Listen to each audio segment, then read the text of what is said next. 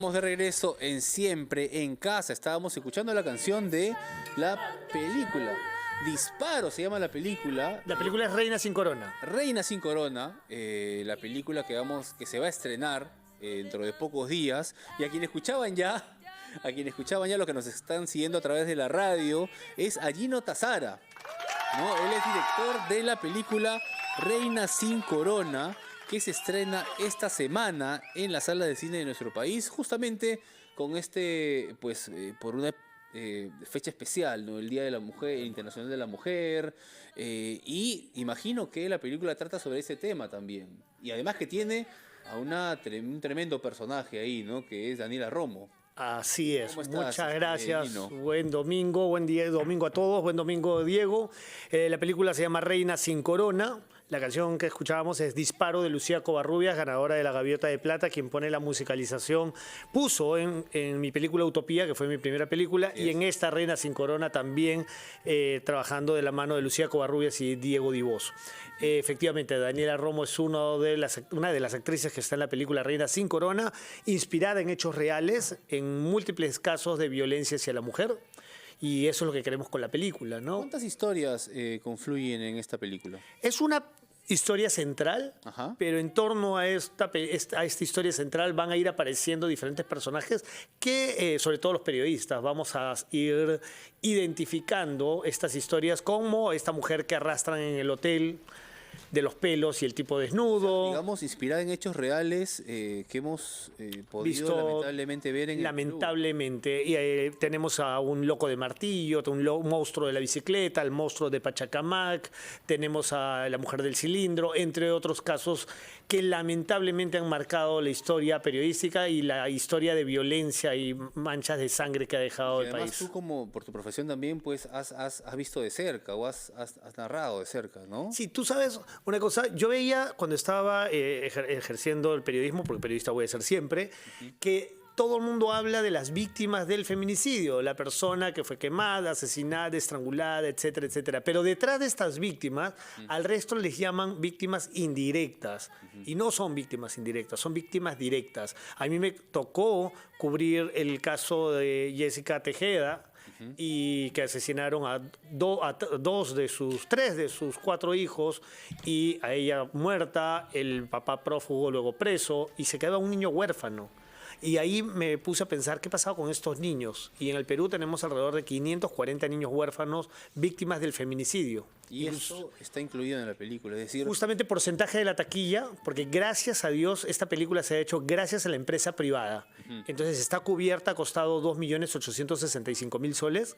Y la taquilla, un porcentaje de esta taquilla va para los niños huérfanos del feminicidio que lamentablemente les han arrebatado a sus madres de la manera más violenta, ¿no? Claro, porque, a ver, en toda película hay una trama central o un hilo conductor, digámoslo así, pero hay lo que se llaman las subtramas, que es realmente de lo que trata la película. Creo que por ahí quieres llegar, es decir, sí. El tema del feminicidio puede ser el tema central, pero las secuelas, las víctimas, como tú bien dices, directas, los que sufren un feminicidio necesariamente va más allá de la víctima en sí. Efectivamente, y la película se centra justamente en la historia de la niña Jimenita, que es Francisca Aronson, quien sufre de violencia psicológica, física, sexual, y lo que te muestra la película es diferentes personajes donde todos dentro de este sistema empiezan a ser cómplices de lo que le va ocurriendo a esta niña. Solo algunos pueden salvarla. Tienen que ver la película para ver quién la salva, claro, obviamente, y quiénes son los cómplices. Dentro de esta historia está Alessandra Graña, que es otra de las reinas sin corona, quien también es víctima y también necesita ayuda.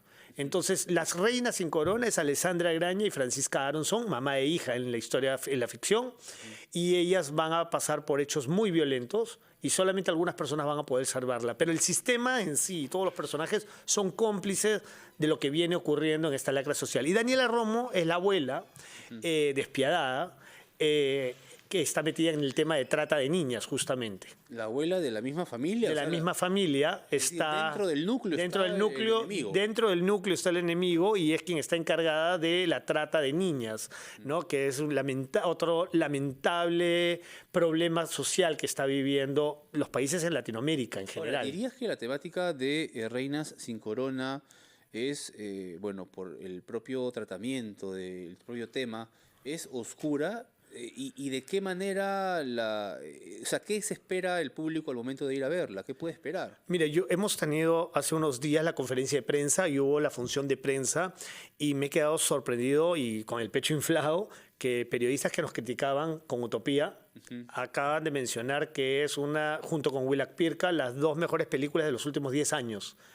Acaban de ponerlo en diferentes comentarios, Pues etcétera. sí, ha dicho eso, a Willak Y Pirka- es hermosa Willak Pirka. Sí, claro. Entonces, que nos hayan puesto junto con Willak Pirka como las dos mejores películas de los últimos 10 años, es que se está haciendo algo bien. Claro, porque Es una tenemos- película oscura. Claro, porque tenemos experiencias que han tratado también anteriormente en años pasados el tema de la violencia contra la mujer, que no necesariamente han ido o han recibido muy buenas críticas, ¿no? Efectivamente. Aquí el tratamiento es diferente, entiendo. Sí, se ha grabado en Perú, México.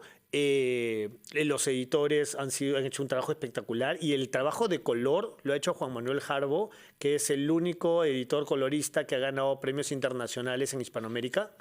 Entonces, la textura, el tratamiento, es una película completamente diferente a lo que vas a ver y tiene 12 giros inesperados. Todo lo que tú crees que 12. Todo lo que Nos tú has crees, contado, digamos, los todo lo que tú crees que va a pasar no pasa. Y todo lo que no te esperas va a pasar.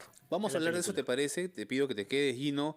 Vamos a escuchar a los anunciantes, pero vamos a seguir hablando acerca de Reinas sin Corona, con un reparto realmente expectante, ¿no? Francisca Aronson, Alexandra Graña y Daniela Romo. Nada menos que Daniela Romo está.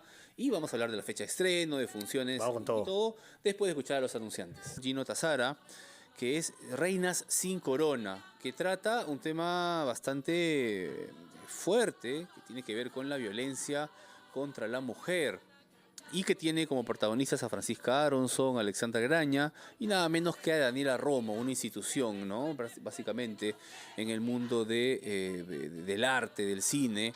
Y si no recordaban, Gino Tazara es quien dirigió Utopía, ¿no? Su primer largometraje, ¿no es cierto, Gino? Así es. Y ahora está haciendo una película que va a ser muy oscura, tengo entendido, nos ha estado contando. Y yo quería preguntarte, Gino, que eras conocido por ser periodista, ¿no? ¿Cómo así das el salto al cine? ¿O el cine estaba antes del periodismo? ¿Cómo va un poco la ruta tuya con respecto a la gran pantalla? Yo hago teatro desde muy niño, es más, antes de salir del colegio. Después estudio periodismo, de ahí me voy a estudiar fuera, de ahí estudio dirección de actores, estudio cine, no termino la carrera de cine y me meto a hacer comunicaciones otra vez y de ahí en Estados Unidos y de ahí hago mi maestría en resolución de conflictos.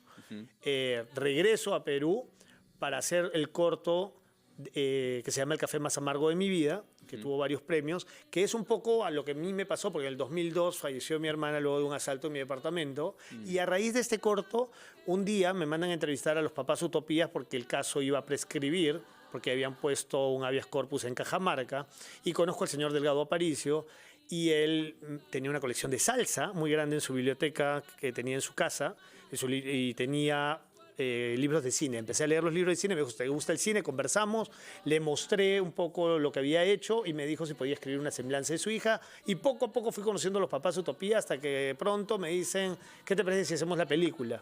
Y yo dije, ya, pero yo estoy escribiendo Reina sin Corona. Es más, Reina sin Corona debió ser mi primera película, pero la dejé de lado para empezar a escribir Utopía. Esta iba a ser la Valenzuela. primera, digamos. Exacto. O sea, es un tema que te interesaba desde hace mucho tiempo. Sí, lo que pasa es que yo perdí a mis papás desde cuando tenía 7 años. Y cuando hago el caso de Jessica Tejeda y me doy cuenta de este niño que se queda solo y que de una forma más violenta, empecé a revisar un poco el tema de los niños víctimas del feminicidio. Y me di cuenta que de eso no se habla mucho. Y son los que menos apoyo tienen, porque a veces es la abuela, la tía, la madrina, la vecina que se hace cargo y no es lo mismo. Ya el círculo de violencia empezó. Entonces ahí me empezó a interesar mucho el tema. Y luego de Utopía, que es considerada la película dramática más taquillera en la historia del cine peruano, y que en Netflix hemos llegado por arriba de los 15 millones de usuarios y que ha estado en Movistar Play y ha estado en diferentes festivales. Hemos ganado como 16 festivales, de ahí hago una serie aislados, que son 10 capítulos que también ha ganado como 8 premios internacionales. Y dije, bueno, ahora es momento de retomar Reina sin Corona. Y para ser Reina sin Corona, y también Utopía, imagino, mucho se habla de que en el Perú, pues, hacer cine toma mucho tiempo, ¿no? Toma muchos años entre recolectar dinero para hacerlo. Algunos postulan a DAFO. a DAFO, ¿no? Que es este fondo para financiar ya sea la distribución, edición de películas, ¿no es cierto? En este caso ustedes, o tú particularmente, ¿postuló algún premio? ¿Cuál fue tu experiencia pidiendo el apoyo para grabar, para rodar la película? La película está hecha al 100% por la empresa privada. Nosotros no hemos recibido un sol del Estado. Nosotros en algún momento tuvimos un acercamiento al Ministerio de Cultura que nos dijeron, sí, vamos a apoyar, hay que hacer todos los trámites, etcétera, etcétera. Más fue el tiempo que perdimos en horas hombre que lo que se logró, porque al final se quedó en nada. En el caso del Ministerio de la Mujer, nosotros no fuimos ni siquiera a pedir dinero, fuimos a pedir que nos ayuden en la difusión con todo su data que tienen, porque necesitamos que más mujeres vean una película como esta.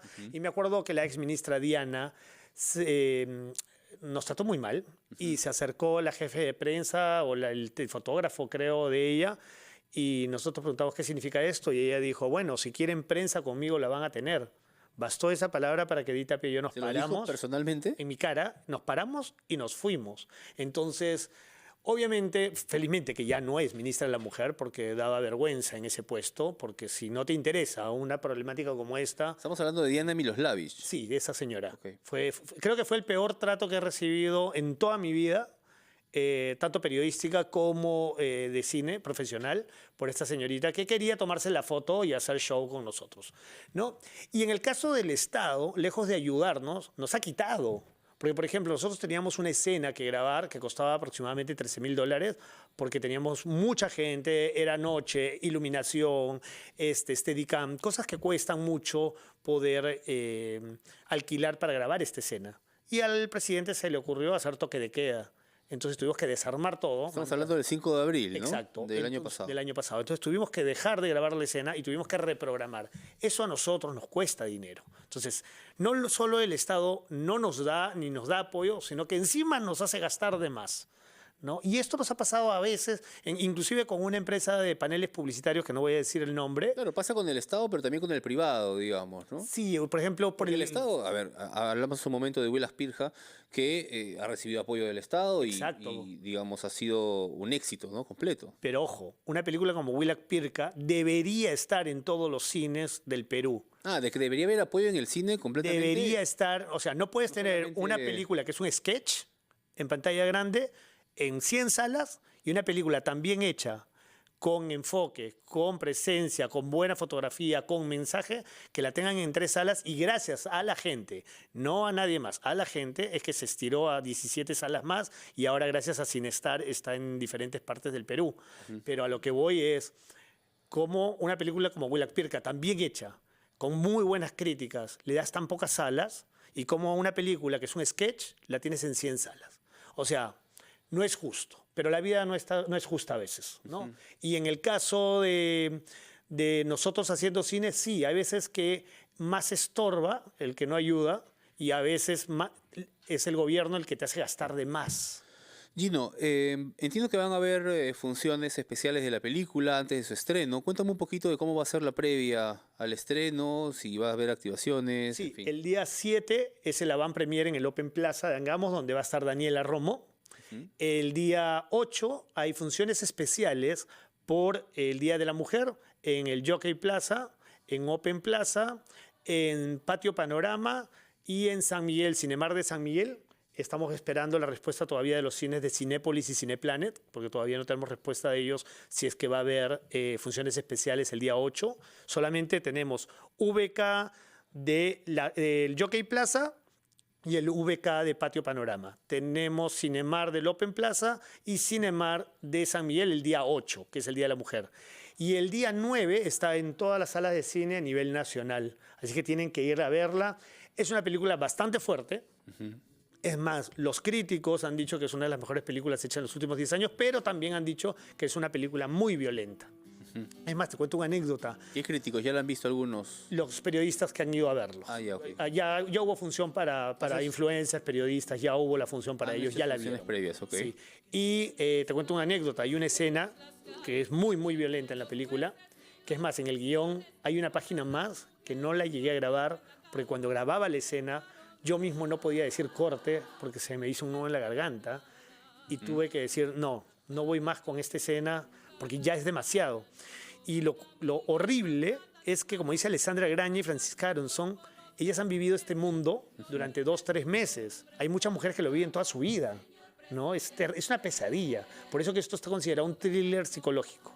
Ahora, entiendo que parte de la taquilla recaudada se va a dar a niños huérfanos, como Sí. anunciaste. Sí, estamos trabajando de la mano de Familias Unidas por Justicia, que son las familias que han perdido a sus integrantes, ya sea su hermana, la mamá o la hija, víctimas del feminicidio, y con ellas estamos manejando el apoyo a 540 niños víctimas del feminicidio, 540. y también agradecer a CARE Perú, con quien estamos trabajando de la mano.